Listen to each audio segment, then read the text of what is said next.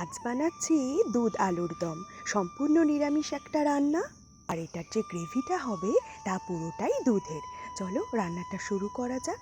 তার জন্য আমি প্রথমে এরকম মাঝারি সাইজের আলু নিয়ে 4 টুকরো করে কেটে নিচ্ছি। আর এটা ভালো করে সেদ্ধ করে নেব, যাতে রান্নায় অতিরিক্ত দুধ ব্যবহার করতে না হয়। এইবার এটা ভালো করে সেদ্ধ হয়ে গেলে এইবার আমি একটা মশলা বানিয়ে নেব। আর এই রান্নাটায় দইও ব্যবহার হচ্ছে। দইতে কিছু মশলা নিয়ে নিতে হবে। টক দইয়ের মধ্যে লঙ্কার গুঁড়ো, ধনের গুঁড়ো, জিরে গুঁড়ো, মিট মশলা, গরম মশলা সব কিছু মিশিয়ে নিতে হবে। আর একটা কথা মনে রেখো, টক দই কিন্তু কোনো মতেই ফ্রিজে নেওয়া যাবে না। রুম টেম্পারেচারে টক দই ব্যবহার করতে হবে। এইবার মিক্সিং জারে আমি কিছুটা সাদা চিনেবাদাম নিয়ে নিচ্ছি। তুমি এখানে কাজু বাদামও ব্যবহার করতে পারো। আর আদা কুচি আর শুকনো লঙ্কা নিয়ে একটা পেস্ট বানিয়ে নিলাম। এইবার কড়াইতে তেল গরম করে জিরে ফোড়ন দিয়ে ওই বেটে রাখা মশলাটা দিয়ে দিচ্ছি।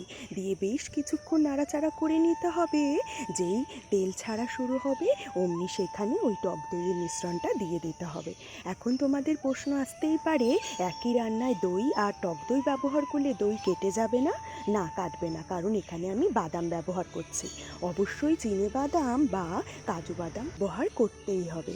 এইবার মশলা কষানো হয়ে গেলে তাতে সেদ্ধ করা আলুটা দিয়ে দিতে হবে। এবার বেশ অনেকক্ষণ ধরে আলু দেওয়ার পরও মশলা কষাতে হবে। যখন দেখবে যে তেল ছেড়ে এসেছে, ঠিক তখন রোস্টেড গরম মশলা দিয়ে দেবে। আমি এই গরম মশলা শুকনো খোলায় ভেজে নিয়ে গুঁড়ো করে নিয়েছিলাম।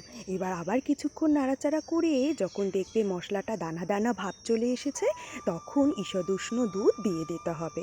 আর ভালো করে নাড়াচাড়া করতে হবে। এই পর্যায়ে যখন এই ঝোলটা ফুটতে থাকবে তখন কিন্তু ছিটতে পারে।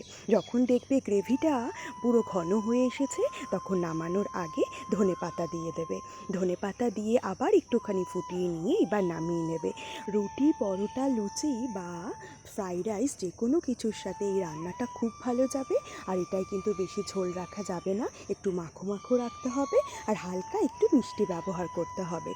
আগের নিরামিষ পটলের রেসিপিতে তোমরা এত ভালোবাসা দিয়েছো, তার জন্য অনেক ধন্যবাদ। যদি তোমাদের আমাকে কোনো টিপস দিতে হয়, কমেন্টে লিখে জানিও। আর ভিডিওটাও কেমন লেগেছে কমেন্টে অবশ্যই লিখে জানিও। এত দূর ভিডিওটা দেখার জন্য অনেক ধন্যবাদ।